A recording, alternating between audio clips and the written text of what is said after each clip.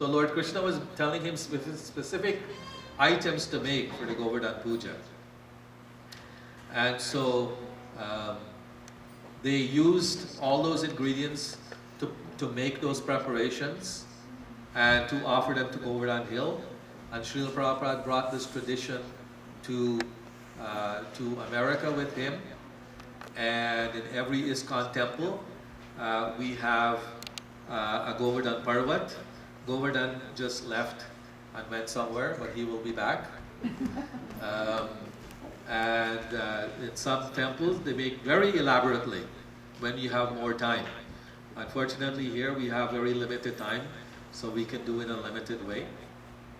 So they performed this Govardhan Puja, and then when the puja was over, Lord Krishna took this gigantic form of Govardhan, and he sat there and he ate all of the offerings.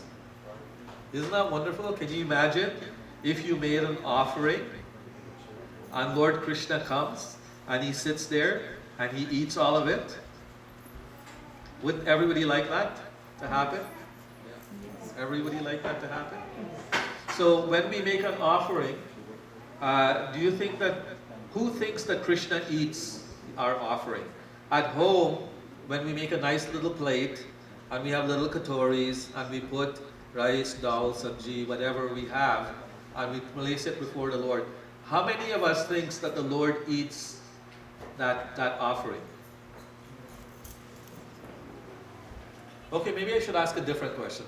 How many of us thinks that that is just something that we do because we've seen our elders done it in the past, and it's a nice thing to do? So we do it out of sentiment or tradition or something like that. How many think that that's why we do this offering? So anyone else? Yeah. So actually, we do these offerings because Krishna tells us. In Bhagavad Gita, Lord Krishna says, Patram pushpam valam toyam yome bhaktya prayachati tadaham yubhak. So he says that if you offer to me with love and devotion a fruit, a flower, leaf or water, I will accept. So the Lord is clearly telling us, Bhagavad Gita isn't some book that's written by somebody a few hundred years or a few thousand years ago. Some Western, I wouldn't call them philosophers, some Western thinkers and writers, they went to India and they tried to put down the religious tradition that we offer, that we perform in India, saying that this is all just like mythology. They don't say mythology, they say mythology. But this is all mythology. That is a myth, that this is not real. Right? But it is real. And how do we know? We're finding out day after day. Recently, some years ago, NASA has these satellites, and they can see under the Indian Ocean, there is a bridge going from South India to Sri Lanka. But it's now submerged under the water. But for thousands of years before they saw that on a satellite, our scripture told us that there was a bridge there. And that bridge was built by Lord Ramachandra over 2 million years ago. Yet somebody comes from outside because they're trying to convert devotee people performing or Sanatan Dharma and try to convert them in their way of thinking or their religion or whatever. So they try to put down what it is that we do. Sanatan means eternal, Dharma means duty. So what is our eternal duty? And we find the answer in Chaitanya Charitamrita, Jiver Swarup Hoy Nitya Krishnadas. So we are eternally servants of the Supreme Personality of Godhead, Lord Shri Krishna. And what does a servant do? What is the job of a servant? To serve the master. And who is the master? Lord Shri Krishna. So that is our eternal duty. That's our dharma. That's our Sanatan Dharma, is to serve Lord Krishna. And when someone comes from outside and tells us no, that is not right, then they're not right. If someone says, I'm a religious person, and I worship, God, and they gave him some name, or they don't know his name, and they just say God, then, and so you should do what I am doing, but not what you're doing, it doesn't make them right. And they don't know the answers. So also, some archaeologists, they went under the Indian Ocean on the western side of India, and they found what? They found Dwarka. So we know from scripture that when Lord Krishna wounded up his Leela and he returned to the spiritual world, what happened to Dwarka? Yes, Dwarka sank below the ocean. And Krishna actually got someone to build Dwarka. Who was that person? He was a demigod. What's his name? Yes, Srinika.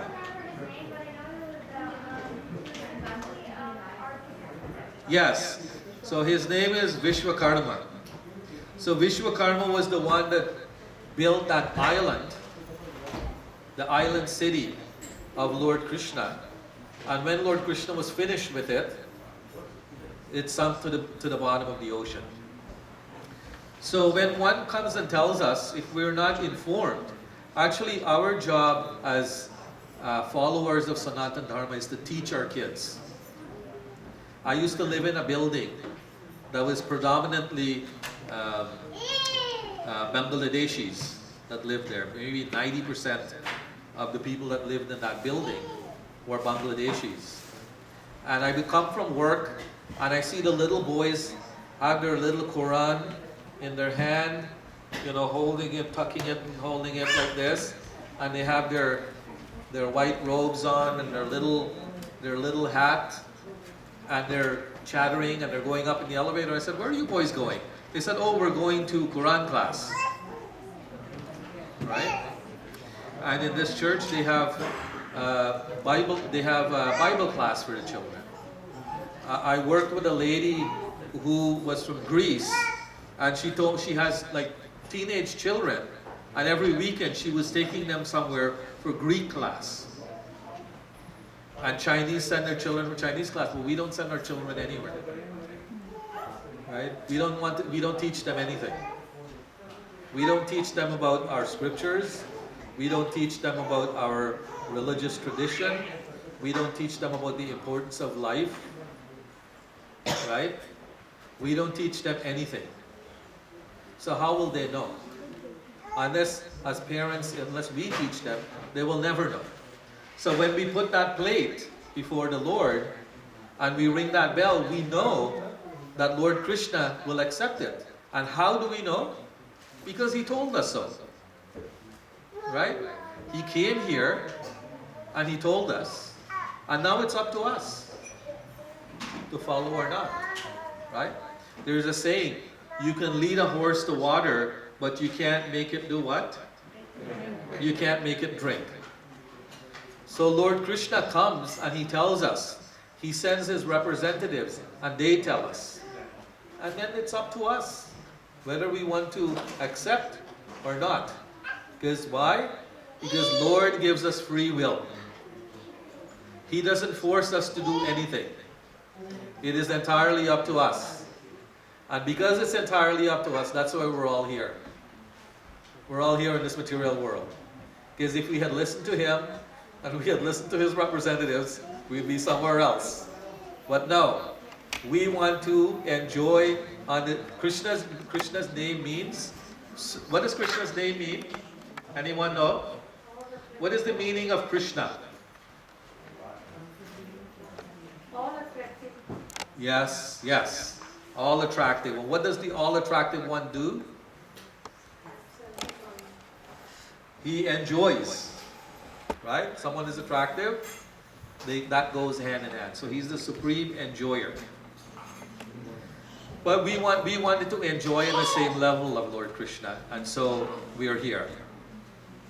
And until we understand the purport of Jivir Swarupoy Nitya Krishna Das, we will continue to remain here. So it's entirely up to us. Lord gives us that choice. And it is entirely up to us to decide whether we want to follow or we don't want to follow.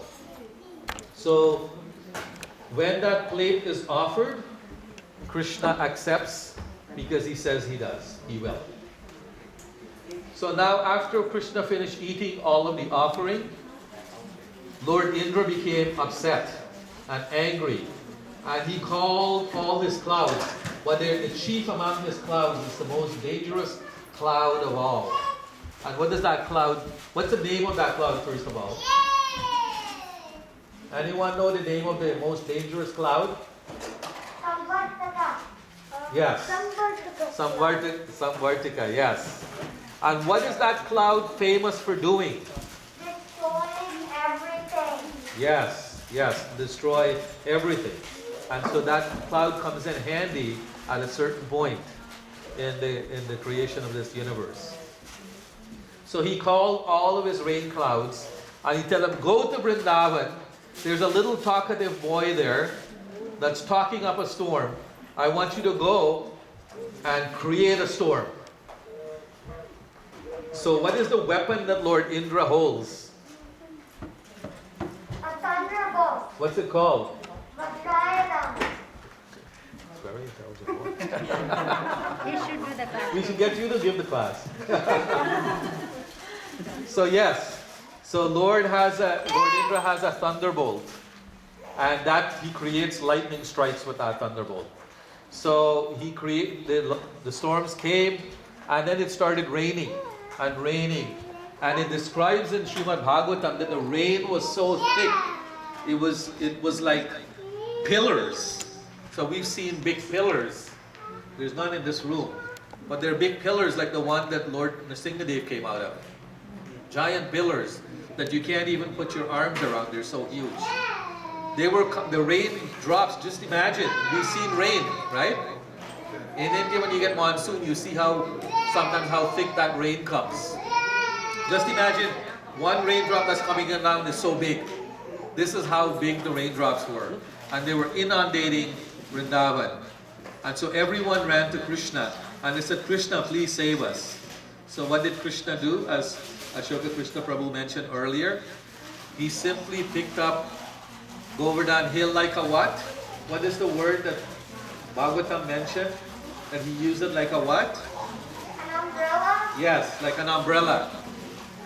So he picked up Govardhan hill with one hand, which was usually someone who's right-handed, their left hand is a weaker hand.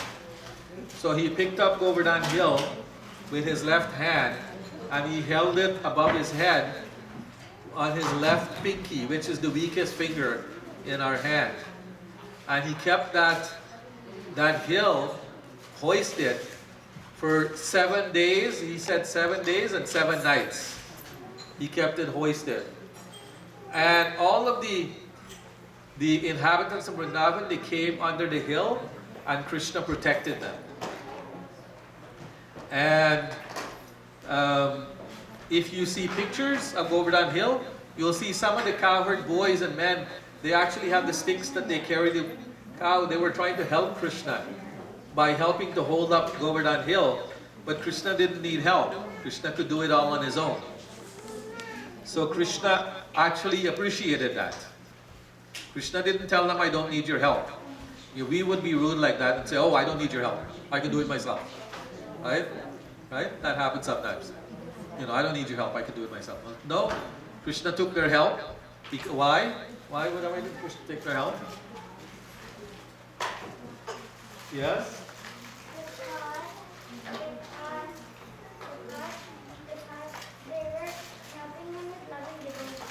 Yes. So they were performing seva to Lord Krishna. And so Krishna accepts everyone's seva. So they helped Krishna. Lord Indra reigned for 7 days and 7 nights. And after a while, he got tired and he went away. But why did Krishna perform this Leela? Does anyone know?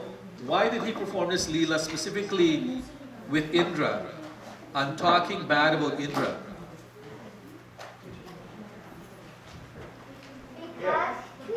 Somebody has their hand up here.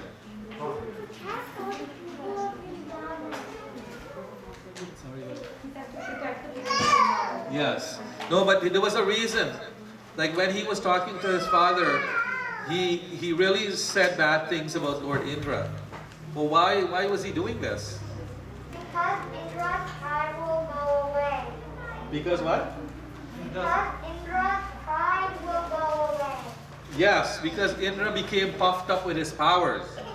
And he's thinking that I am the Lord of Rain. So I can do whatever I want.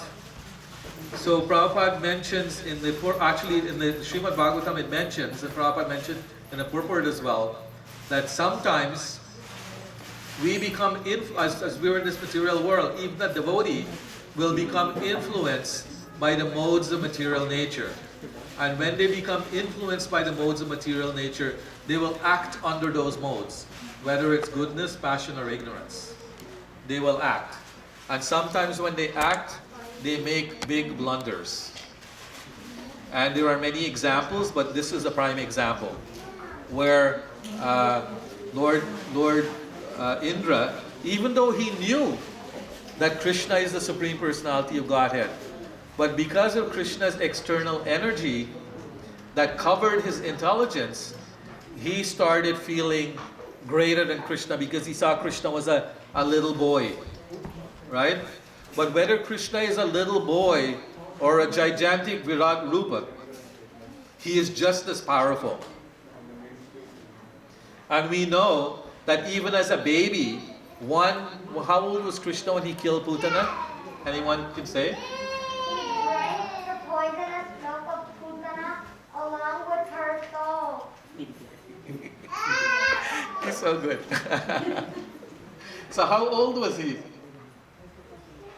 Like, very little, like, not even 1 year old. Yes, he was a newborn baby. So even what appears to be a newborn baby, he was so powerful that he had the ability to suck the life out of Putana. We are grown adults, can we suck the life out of someone? No. No. But Lord Krishna could do that. So Lord Indra became puffed up, he became proud that I am the Lord of the Devatas. I am the Lord of the heavenly planets. And this little boy is coming here and disrupting what's been happening for so many years and stopping my puja. And so this way, he sent the rain. But Krishna defeated him because Krishna kept that hill up on his little tiny pinky finger. And he kept it there for as long as it needed to until Indra became tired. Yes? So Krishna was lifting the Govadhan hill with his pinky finger with his left hand. Yes, yes. That's why I went from this hand to this hand. I'm using this left hand. So first I did the right hand, but then I realized that you will say something, so I said I put my left hand. So, oh, he's come right here now. Very good. Thank you for coming. We're so happy that we have you here today. Yeah, I was just looking for my mom. Yeah, that's okay. You can also look for Krishna. So we want to thank. This is a season of thanks.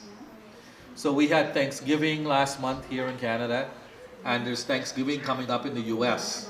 So we're sandwiched between two Thanksgivings. So we want to use this opportunity until they're ready, or tell me when to stop. Should I stop? Okay, so I'll take 2 minutes to thank Srila Prabhupada. Srila Prabhupada had taken the vow of poverty. By taking sannyas, you take the vow of poverty, you give up everything. And Srila Prabhupada lived in Krishna's land. We learned from Prabhupada that Vrindavan is, Krishna forever lives in Vrindavan. He never leaves Vrindavan. Even though it may appear that he left Vrindavan, he's still in Vrindavan. He always is in Vrindavan.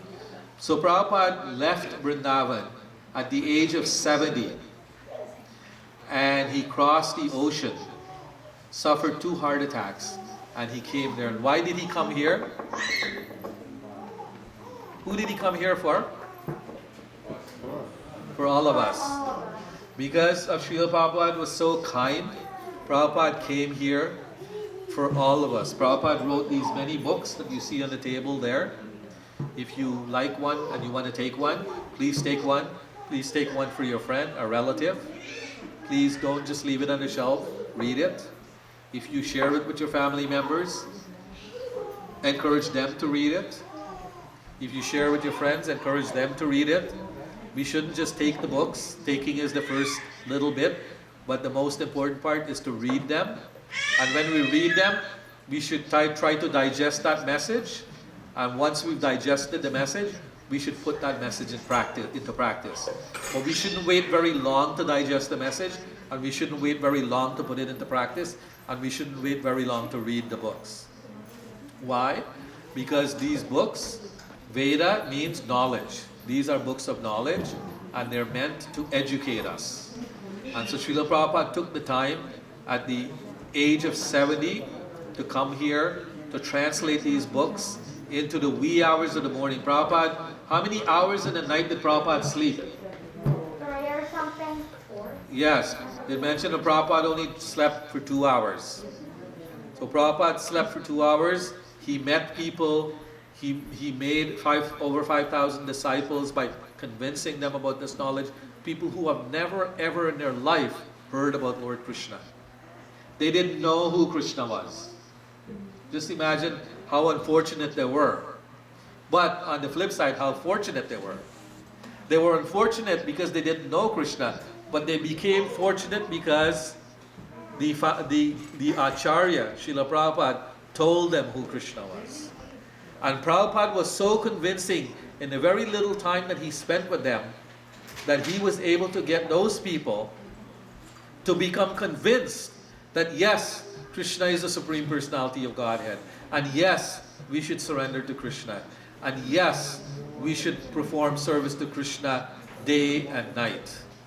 And I can go on and tell you how we can perform service in the night, but I'll leave it at that. If you read Srila Prabhupada's books, he will tell you how, even while we're sleeping, we can be performing seva.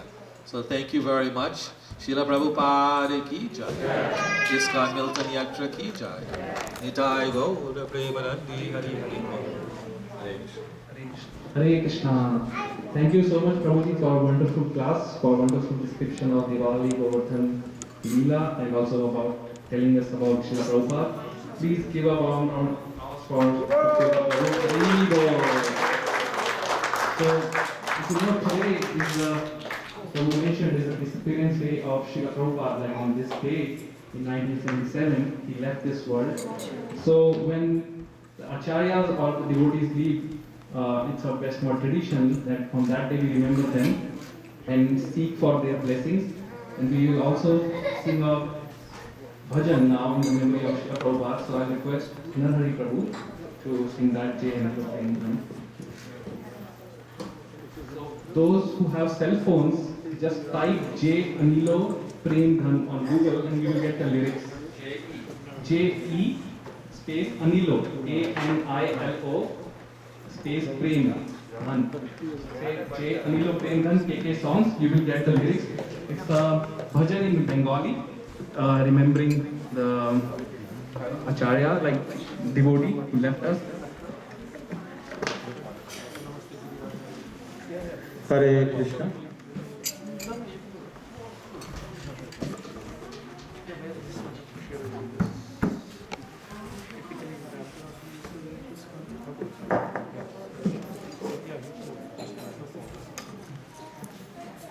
Srila Prabhupada ki jai. Jai Anilo Prema Dhana Karuna Pacho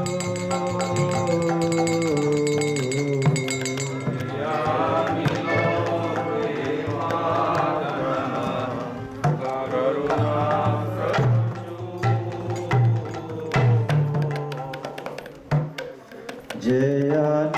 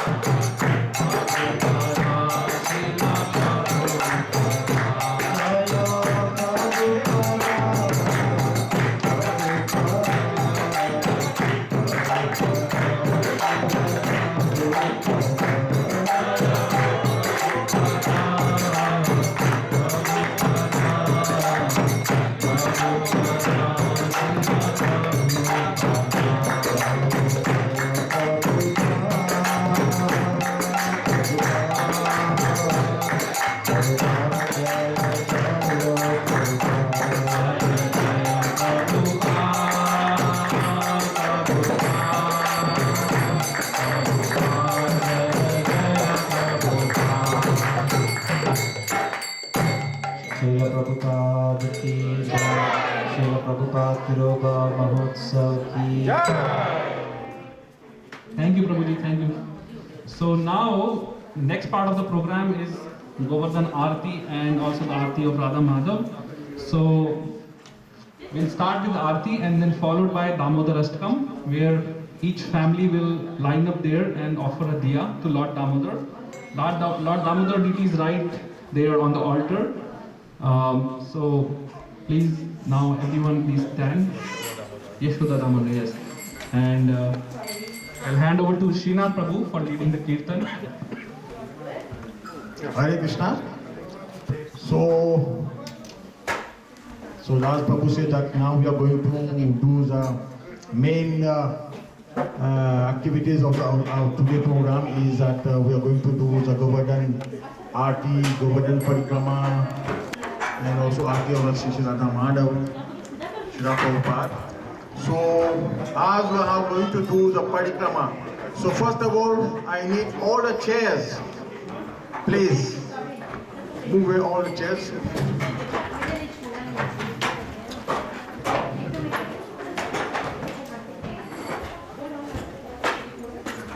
You have to stop.